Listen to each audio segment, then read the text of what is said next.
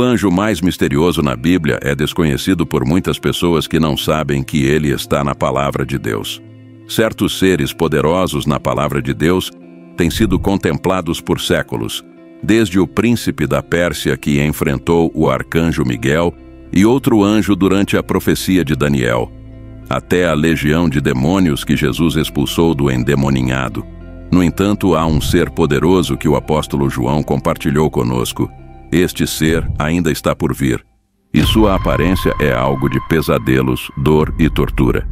João nos deixou uma descrição vívida desse ser por vir. A aparência desse ser é tão aterrorizante que poderia instilar medo e causar misérias a qualquer um que ouça falar sobre ele. O ser causa uma dor imensa e angústia aos envolvidos. Quem enfrentará esse ser poderoso? O arcanjo Miguel ou Jesus virá derrotá-lo? Ou Deus permitirá que esse ser poderoso ande livremente?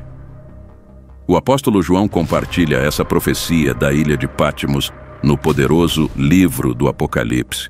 O livro do Apocalipse é distinto de outros livros do Novo Testamento, não apenas em seu conteúdo, mas também em sua origem. Ao contrário dos outros livros que foram escritos intencionalmente, o Apocalipse não foi inicialmente destinado a ser escrito. Cada autor decidiu pegar a caneta, seja por si mesmo ou por influências, antes de escrever seus pensamentos. Ele considerou cuidadosamente o que queria dizer, embora fosse inspirado pelo Espírito Santo. O texto resultante refletia seu próprio temperamento, caráter, perspectiva e experiência. João não planejava escrever o livro do Apocalipse. Na verdade, ele nem sequer considerou. O livro inteiro veio a ele como uma revelação súbita e inesperada, tanto em forma verbal quanto visual. Enquanto ouvia essa incrível série de vozes e testemunhava as visões, ele foi repetidamente instruído a registrar tudo o que experimentava. Ele foi apenas o instrumento que escreveu. Então, quem foi o autor real? A mensagem frequentemente lhe foi transmitida por anjos, mas também era o que o Espírito estava dizendo às igrejas, e era uma revelação de Jesus Cristo, mas foi dada a Jesus por Deus. Portanto, uma complexa cadeia de comunicação estava envolvida. Envolvendo Deus, Jesus, Espírito e anjos, é aqui que descobrimos sobre Abaddon nas Escrituras. O Apocalipse é a revelação do que está oculto da humanidade, mas conhecido por Deus. Existem coisas que o homem não pode saber a menos que Deus escolha revelar a ele. É impossível para qualquer indivíduo ter conhecimento completo de tudo o que acontece no mundo, incluindo o céu e o que o futuro reserva. Portanto, qualquer registro e interpretação de eventos por um indivíduo é limitado pelo tempo e espaço, podendo fornecer apenas uma conta parcial da história. João primeiro vê a revelação de Jesus Cristo e então testemunha o próprio trono de Deus. A partir desse ponto, tudo muda e Deus inicia os 3 piores julgamentos já experimentados em todo o mundo. Apocalipse 6:16 aborda Satanás na terra, sendo este segmento particular desafiador de compreender e colocar em prática. Infelizmente, chegamos à parte desagradável. A situação se deteriorará antes que qualquer melhoria possa ser vista. É reconfortante saber que o cenário descrito nestes capítulos é o pior caso possível, embora ainda seja angustiante. Os julgamentos serão realizados em 3 etapas: os selos, as trombetas e os arcos. Os 4 primeiros selos são abertos, liberando o que são conhecidos como os 4 cavaleiros do Apocalipse, pois os julgamentos aparecem metaforicamente como um cavaleiro deixando destruição em seu caminho. Então as trombetas começam em Apocalipse capítulos 8, 9. João descreve um tempo próximo ao fim do mundo, quando os anjos tocam 7 trombetas, cada uma anunciando uma nova rodada de julgamento sobre as pessoas da terra. As trombetas são detalhadas em Apocalipse capítulos 8 e 9, assim como em Apocalipse 11, 15 e 19. As trombetas representam desastres, e os julgamentos anunciados por elas ocorrerão durante o período da tribulação no fim do mundo. 7 anjos que estão na presença de Deus recebem 7 trombetas que serão usadas para desencadear outra rodada de julgamentos. O primeiro toque desta praga destrói 1/3 das árvores do mundo e consome toda a grama. Este julgamento se assemelha à 7ª praga do Egito. No segundo toque, um enorme monte em chamas é lançado ao mar, resultando em 1/3 do mar tornando-se sangue, 1/3 dos navios afundando e 1/3 das criaturas marinhas morrendo. Este julgamento é semelhante à primeira praga que ocorreu no Egito. O terceiro toque é semelhante ao segundo, mas tem como alvo: em vez dos oceanos, as águas doces dos lagos e rios do mundo, de acordo com as Escrituras, serão afetadas. Um grande astro ardente como uma tocha cairá do céu e contaminará 1/3 do abastecimento mundial de água. O quarto toque da trombeta, o quarto dos 7, causa mudanças no céu. Afirma que 1/3 do Sol, 1/3 da Lua e 1/3 das estrelas foram atingidos, fazendo com que fiquem escuros. Após o julgamento do quarto toque da trombeta, vem o quinto toque. É aqui que vemos o anjo misterioso. O quinto toque da trombeta traz gafanhotos demoníacos do abismo sem fundo. Esse anjo do abismo, o dia em que a porta do abismo se abre, é um dia de julgamento intenso. Mas o que é o abismo e o que há lá dentro? Na teologia judaica e na Bíblia, o abismo é frequentemente usado metaforicamente para se referir ao lugar de habitação dos espíritos malignos. Na Bíblia, o abismo é como um buraco muito profundo ou uma enorme lacuna, muitas vezes considerada como um lugar para onde os mortos vão ou um local preenchido com escuridão total e vazio. Isso também é conhecido como um lugar muito distante da presença e bondade de Deus. Lucas 8:31 fala de um momento em que Jesus encontra um homem controlado por demônios. Quando Jesus ordena que esses espíritos malignos saiam do homem, eles ficam apavorados e pedem a Jesus para não enviá-los para o abismo. O abismo é um lugar terrível para os espíritos malignos, onde seriam punidos e sofreriam. Os espíritos malignos no endemoninhado imploraram a Jesus para não comandá-los a ir para o abismo, mostrando o quanto não querem ir para lá, pois é um lugar de sofrimento para eles. Mas por que esse abismo seria aberto? O que causa isso? A porta do abismo é aberta no livro do Apocalipse, e antes disso acontecem vários eventos importantes que levam a isso. A abertura do abismo começa com uma chave, um símbolo de poder e autoridade. Em Apocalipse 9:1, a Bíblia diz: "E o quinto anjo tocou a trombeta, e viu uma estrela cair do céu sobre a terra, e foi-lhe dada a chave do poço do abismo." Este seria o quinto anjo que tocou a trombeta. Os 4 primeiros selos e trombetas trouxeram julgamentos executados contra a terra. O texto nos mostra claramente que esta estrela é uma pessoa, e a ele, no contexto, é melhor entendida como um anjo com a chave em mãos. O anjo se aproxima do abismo e, ao abri-lo, houve um grande estrondo, como se a própria terra estivesse gemendo.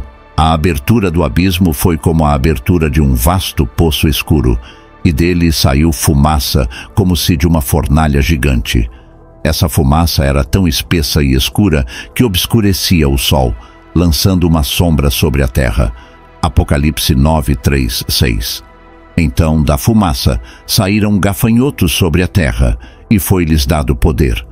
Enquanto os escorpiões da terra têm poder, foi dito a eles que não ferissem a grama da terra, nem coisa verde, nem árvore alguma, mas somente as pessoas que não têm o selo de Deus em suas testas.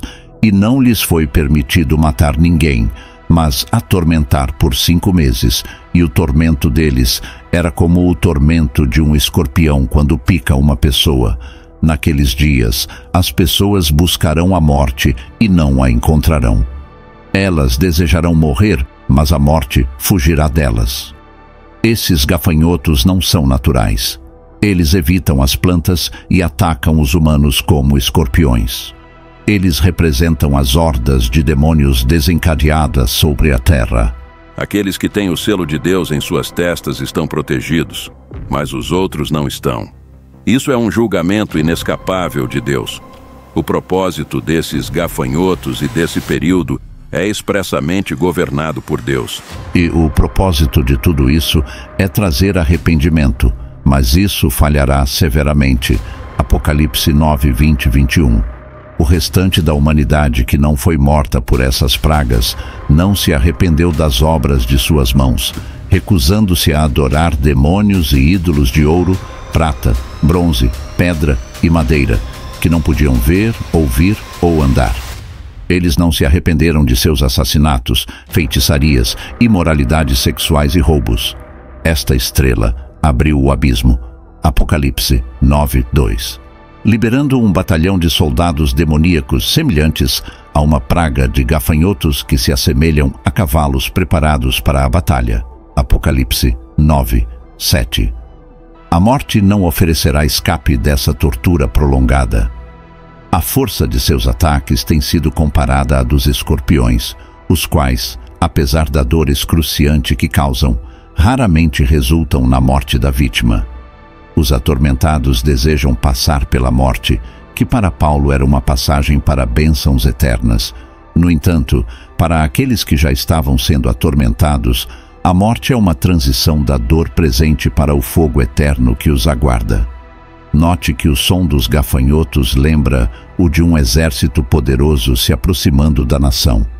Parece ser essa a razão para usar esse número de meses como a duração do tormento. A angústia e a agonia não durarão apenas alguns dias, mas sim enquanto os gafanhotos continuarem a existir no mundo. A única maneira de encerrar esse ataque dos gafanhotos de Abaddon é que os atacantes terminem de causar sua destruição. O tormento é tão insuportável que é comparável ao veneno de um escorpião, e o sofrimento será tão intenso que as pessoas desejarão estar mortas. Elas buscarão a morte, mas não a encontrarão. Apocalipse 9, 7 e 10. A aparência dos gafanhotos era como cavalos preparados para a batalha, e em suas cabeças pareciam haver coroas de ouro, e seus rostos eram como rostos humanos. Eles tinham cabelos como os cabelos, as mulheres tinham dentes semelhantes aos de leões, e usavam couraças de ferro. O som de suas asas era como o som de carros puxados por muitos cavalos correndo para a batalha. Elas tinham caudas como escorpiões e em suas caudas estava o poder de ferir as pessoas por 5 meses. Por que Deus as chamaria de gafanhotos se elas não são gafanhotos reais, mas sim espíritos demoníacos que enxameiam e destroem como gafanhotos? Entre outras razões, isso ocorre porque os gafanhotos são considerados agentes do julgamento de Deus no Antigo Testamento, segundo a Crônicas 7:13. Se eu fechar os céus para que não chova, ou se ordenar que os gafanhotos devorem a terra, ou se enviar peste entre o meu povo. Lemos sobre eles como tendo semelhanças com cavalos, ouro, rostos humanos, cabelos de mulheres e dentes de leões. O fato de a palavra como ser usada várias vezes sugere que a intenção não é fornecer uma descrição literal. A impressão geral que essa imagem deixa é de uma crueldade incrível e brutal. Pode-se pensar neles como gafanhotos, mas com um ferrão forte como escorpiões. Isso os torna muito mais do que simples insetos regulares. Sua emergência marca o início de um período de sofrimento e tribulação. Um momento em que as forças do mal, antes contidas no abismo, agora foram liberadas no mundo. Essa emergência não é um ato aleatório da natureza, ela carrega uma missão específica e direcionada. Os gafanhotos têm uma diretiva precisa e incomum. Normalmente, quando há um enxame de gafanhotos, eles destroem muitas plantas e colheitas. Mas esses gafanhotos especiais são diferentes. Eles não destroem plantas. Em vez disso, vão atrás de pessoas específicas, aquelas que não têm uma marca especial de Deus em suas testas. Essa marca é como um sinal de proteção divina. Este evento extraordinário não trata apenas da aparência física desses seres semelhantes a gafanhotos, mas também das implicações espirituais mais profundas. Ele serve como um lembrete contundente das escolhas que as pessoas fazem e das consequências que seguem. Aqueles que carregam o selo de Deus são poupados, simbolizando a proteção concedida àqueles que se alinham à vontade divina. Em contraste, aqueles sem o selo enfrentam as consequências de sua escolha. Enfrentar a ira dessas criaturas únicas demonstra o perigo de se afastar do que é certo e bom. A emergência dos gafanhotos, conforme retratada na Bíblia, é uma narrativa poderosa que entrelaça os reinos físico e espiritual.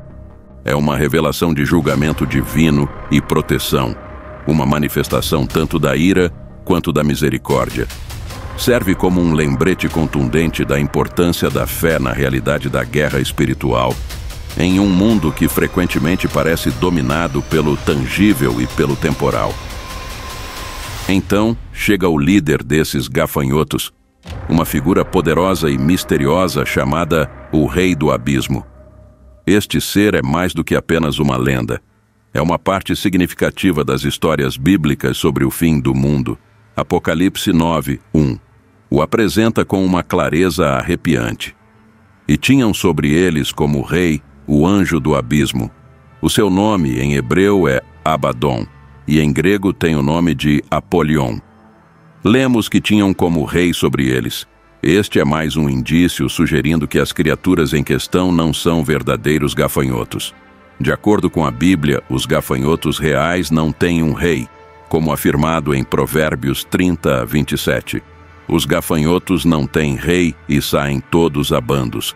Para compreender verdadeiramente quem é esse personagem, é necessário examinar de perto como ele é conhecido. Ele é chamado de Rei do Abismo, mas não é como os reis normais. Ele governa sobre um lugar chamado Abismo, geralmente considerado como um local cheio de caos e velhos medos profundos. O nome Abaddon em hebraico e Apolion em grego, ambos se traduzem como destruidor. Esses nomes não são meros rótulos, mas reflexos de sua natureza e do papel que desempenha na narrativa celestial. Ele não é apenas um destruidor de estruturas físicas, mas também de ideais, esperanças e possivelmente dos valores morais que sustentam as sociedades. Sua chegada significa que tudo começa a desmoronar, e a linha entre o caos e o mundo real começa a se confundir.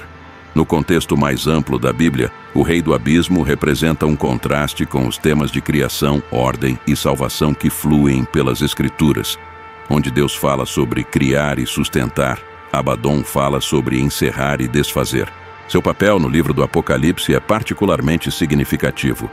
Ele é um sinal do julgamento final, mostrando que o poder terreno não dura para sempre e que, no final, o justo julgamento de Deus sempre prevalecerá. A imagem dos gafanhotos sobre os quais ele governa também é simbólica. Na Bíblia, os gafanhotos são frequentemente vistos como instrumentos da ira divina, agentes de destruição que consomem e devastam. Como visto nas pragas de no Êxodo, o Rei do Abismo que lidera esse grande grupo representa uma força poderosa e inevitável de julgamento. O Rei do Abismo, Abaddon ou Apolion, é uma figura significativa na Bíblia. Ele representa o conceito de destruição, não apenas em sentido físico, mas como uma força celestial. Seu domínio sobre o abismo e os gafanhotos o estabelece como um símbolo dos tempos finais. Essa frase nos lembra que tudo na Terra é temporário e, eventualmente, o poder e o plano de Deus controlarão tudo. Abaddon, estando sob a supervisão de Satanás, lidera um abismo de gafanhotos que aparecerá nos últimos dias. Devido ao fato de que o Antigo Testamento e o Novo Testamento foram escritos em idiomas diferentes, a palavra para destruidor em grego será diferente da palavra em hebraico. Isso é algo que precisamos ter em mente sempre. Embora só vejamos a ocorrência na segunda metade da Bíblia, em Apocalipse 9:1, 5 versículos do Antigo Testamento usam a palavra Abaddon, que parece significar destruição. Em Daniel encontramos o príncipe da Pérsia, que é também um demônio de alta patente. Os termos rei e príncipe mostram conexões com um reino, evidenciando claramente um reino com forças contrárias a nós. O Abaddon ou Apolion de Apocalipse é um demônio real que um dia infligirá dor real a pessoas reais durante o julgamento real de Deus. Abadom era um lugar dos mortos no Antigo Testamento, Jó 31:12, frequentemente associado à morte e ao reino dos mortos, Salmos 88:1. Era vinculado ao poço nos manuscritos do Mar Morto, equivalendo assim a Hades, o reino dos mortos personificado, sobre o qual Deus e Cristo têm controle supremo, Apocalipse 1:18. Aqui o controle é temporariamente atribuído a um anjo maligno que parece ter sido aprisionado com os outros espíritos do poço. João pode estar adaptando o título de maneira negligenciável para fazer seu ponto. Muitos sugerem que esse título também é destinado a ridicularizar Apolo, o deus arqueiro, cujo símbolo eram os gafanhotos. Isso nos informa que o objetivo do maligno, que é a cabeça do Abadom, está contra nós. João 10:10. O ladrão vem apenas para roubar, matar e destruir. Eu vim para que tenham vida e a tenham em abundância. É claro e consistente na Bíblia que os demônios existem. São entidades que se opõem à supremacia de Deus e buscam realizar seus planos malévolos. A rebelião profana ocorre ao influenciar as pessoas a viverem de maneiras que contradizem as intenções declaradas por Deus. Ao mesmo tempo, essas pessoas permanecem sob o controle divino e podem ser usadas para executar o plano divino. Um demônio compartilha as mesmas características que seus congêneres, ou seja, as qualidades de ser imutável e imortal. Os demônios não possuem onisciência e a extensão de seu poder é limitada pelas permissões concedidas por Deus. Além disso, os demônios não se limitam a uma pessoa ou a um tipo, mas têm diversos propósitos e conhecimentos em sua área de expertise. Aqui estão alguns fatos que devemos ter em mente. Em primeiro lugar, Deus está, em última instância, no controle. Nosso Pai Celestial não é o destruidor, mas Deus mesmo trouxe essa destruição como parte de seu justo julgamento. Enquanto Satanás é maligno e poderoso, ele não é onipotente. Abadom não tem completo poder sobre os demônios do inferno, como os gafanhotos que emergem do abismo. Apocalipse 9:4. Sendo instruídos a não prejudicar a vegetação, mas apenas as pessoas que não possuem o selo de propriedade e proteção de Deus em suas testas. Mesmo nesse caso, os gafanhotos só são capazes de torturar suas vítimas, não de matá-las. Em segundo lugar, Abadom não destruirá todas as pessoas. De acordo com o livro do Apocalipse, cada pessoa receberá ou o selo de Deus ou a marca da besta. Apocalipse 13:17. Isso destaca que aqueles que têm fé e carregam o selo de Deus são oferecidos proteção em meio ao caos. Isso ressalta como a fé forte pode nos proteger do mal que surge do abismo. Em conclusão, o dia em que a porta do abismo é aberta serve como testemunho da natureza dual da profecia bíblica. Um momento de julgamento e tribulação, mas também um tempo em que a fé se torna um santuário crucial. Isso nos lembra da importância de manter a fé e da esperança de que, mesmo nos momentos mais sombrios, aqueles selados por Deus encontrarão proteção e, em última análise, redenção. Este evento não é apenas um aviso do que está por vir, mas também um convite para aprofundar a fé e a confiança no plano divino de Deus. Por que isso está na Bíblia? O Apocalíptico é um relato histórico escrito da perspectiva de Deus, proporcionando uma visão abrangente dos eventos que nos permite enxergá-los além de nossa percepção limitada. Essa perspectiva única nos oferece discernimento e visão, aprimorando significativamente nossa compreensão do mundo ao nosso redor. Como resultado, ganhamos uma compreensão mais profunda do que está acontecendo, muito além do que um historiador típico perceberia. Padrões e propósitos emergem aos quais ele é cego. A história não é apenas uma acumulação aleatória de acontecimentos. A coincidência dá lugar à providência. A história está seguindo em uma direção. E o tempo é eternamente significativo. O tempo e a eternidade estão interrelacionados. Coisas ocultas da observação humana e reveladas por Deus são chamadas mistérios. No Novo Testamento, a direção dos eventos passados e presentes torna-se aparente à luz do futuro. A forma da história não pode ser vista a curto prazo, apenas a longo prazo. pois o tempo é relativo e real para Deus. 1000 anos são como um dia para Ele, e sua incrível paciência conosco nos faz parecer que Ele está lento, mas segundo Pedro 3:9, Ele não está disposto que nenhum pereça. A Bíblia contém uma filosofia da história bastante diferente daquelas adotadas pela razão humana desprovida de discernimento. O contraste é claro quando a comparamos com as 4 ideias mais comumente aceitas. Por que Deus julga o mundo durante o caos? É natural se perguntar como a humanidade, em uma reação ideal, esperaria-se arrependimento ou reconhecimento da mão divina em ação. No entanto, mesmo quando enormes pedras de granizo caíam do céu, o espírito humano permanecia obstinado. Em vez de buscar perdão ou compreensão, as pessoas amaldiçoaram a Deus. Apocalipse 16:21. Pedras de granizo enormes, pesando cerca de 1 talento cada, caíram do céu sobre as pessoas, e elas blasfemaram contra Deus por causa da praga de granizo, pois a praga de granizo era extremamente severa. Seus corações endurecidos por anos de rebelião não conseguiam compreender a magnitude de seu erro. Assim, o 7º flagelo não foi apenas uma demonstração do poder de Deus, mas uma clara indicação da fragilidade humana e das consequências da persistente desobediência. Essa história serve como um lembrete sombrio de que, embora Deus seja paciente e misericordioso, chega um momento em que a justiça deve prevalecer. O livro do Apocalipse fala sobre o fim do mundo e o plano final de Deus. O propósito dos eventos descritos não é causar medo, mas enfatizar as consequências significativas de uma sociedade que rejeita seu Criador. A narrativa apresenta a ira de Deus. Os julgamentos servem como um testemunho profundo da indignação justa de Deus contra a maldade e rebelião da humanidade. É crucial entender por que esses eventos são significativos, de acordo com a Bíblia. Eles são como peças de quebra-cabeça que se encaixam em uma imagem maior. Esses acontecimentos fazem parte do grande plano de Deus, que serve como um lembrete de que Deus está no controle de tudo. Há uma razão pela qual muitas pessoas têm medo de ler o livro.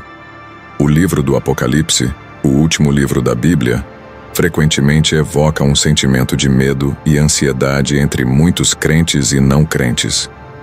Essa reação é principalmente devido ao seu conteúdo apocalíptico, que possui detalhes explícitos e por vezes confusos sobre o fim do mundo. O livro do Apocalipse é o único na Bíblia ao qual sanções divinas de recompensa e punição foram diretamente atribuídas.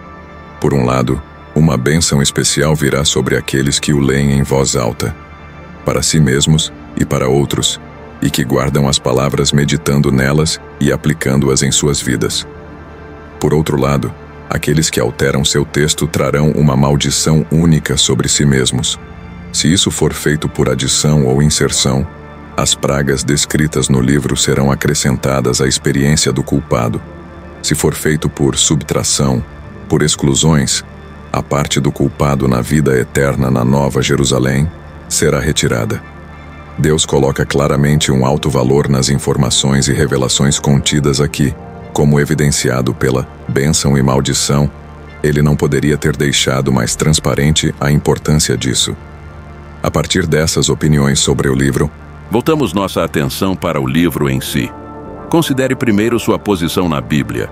Assim como Gênesis não poderia estar em nenhum outro lugar além do início, o Apocalipse não poderia estar em nenhum outro lugar além do final. De muitas maneiras ele completa a história. As descrições e símbolos no livro do Apocalipse são frequentemente difíceis de entender e confusos. Símbolos comuns incluem bestas, dragões e números, cada um carregando significados simbólicos profundos. Por exemplo, Apocalipse 13:1 fala sobre uma besta surgindo do mar com 10 chifres e 7 cabeças adornadas com 10 coroas. Essas imagens não apenas são difíceis de entender, mas também podem ser assustadoras. O desafio na interpretação desses símbolos contribui para o medo, e diferentes pessoas ofereceram várias interpretações ao longo dos séculos, mas não há um entendimento universalmente aceito de muitas partes do Apocalipse. Essa ambiguidade deixa espaço para interpretações que podem ser perturbadoras ou alarmantes. O Apocalipse fala extensivamente sobre o dia do juízo e o fim do mundo. Passagens como Apocalipse 22 retratam o julgamento final de uma maneira que pode ser intimidadora. Muitos também se sentem desconfortáveis com os temas de julgamento e ira. O livro do Apocalipse é conhecido principalmente pelos temas de julgamento, ira e o fim dos tempos. Os desastres assustadores e enormes mencionados no Apocalipse podem fazer as pessoas se sentirem com medo e preocupadas. As descrições de pragas, guerras e ira divina têm o objetivo de transmitir a seriedade de se desviar de um caminho justo e as consequências do pecado. Esse medo pode servir como um aviso e um chamado à responsabilidade moral e espiritual. A mensagem de esperança e triunfo, apesar de suas visões inquietantes, o Apocalipse fundamentalmente transmite uma mensagem de esperança. Ele assegura aos crentes que no final o bem triunfará sobre o mal.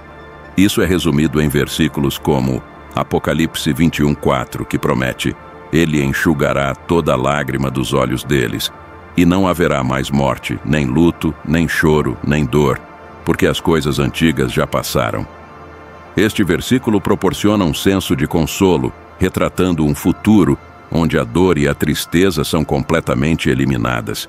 Também reforça a crença na soberania de Deus, significando sua autoridade final sobre os eventos do mundo. Ele nos tranquiliza que, não importa quão caótico ou assustador o mundo possa parecer, Deus está sempre no controle. Por exemplo, Apocalipse 19:6 diz: Aleluia, pois o Senhor, o nosso Deus Todo-Poderoso, reina. Esta é uma clara afirmação do domínio onipotente de Deus. Oremos. Senhor, pedimos que nos fortaleças para resistir à tentação do pecado e ajudes. Senhor, buscamos a sua presença mais do que qualquer outra coisa. Oramos para que possamos crescer no fruto do Espírito e nos aproximarmos de Ti. Buscamos orientação do Teu Espírito e pedimos que Tua vontade e promessas guiem nossos pensamentos e ações em nome de Jesus. Senhor, nos apresentamos diante de Ti de mãos abertas e coração aberto, confiando em Ti para orientação, força, provisão e proteção ao longo do dia. Assim como Neemias, pedimos que nos ajudes em cada situação que enfrentamos, lembrando que somos Teus amados filhos e representantes para o mundo ao nosso redor. Oramos para que vivamos hoje de maneira que honre o Teu santo nome. Pai, confessamos que nossos corações muitas vezes estão cheios de medo e incerteza. Pedimos que nos dê a força para entregar nossos medos a Ti e enfrentar cada desafio com o conhecimento de que Tu estás conosco. Escolhemos confiar em Ti e não em nossos medos, rejeitando o estresse e aceitando a Tua paz. Escolhemos a Ti, Senhor. Senhor, reconhecemos que nem sempre podemos receber um sinal claro ou direção de Ti, mas confiamos em Tua presença constante e orientação. Oramos para que nos conduzas no Teu caminho, mesmo que tropecemos ou sigamos pelo caminho errado, em nome de Jesus. Jesus, agradecemos por nos dar o que mais precisamos: sabedoria.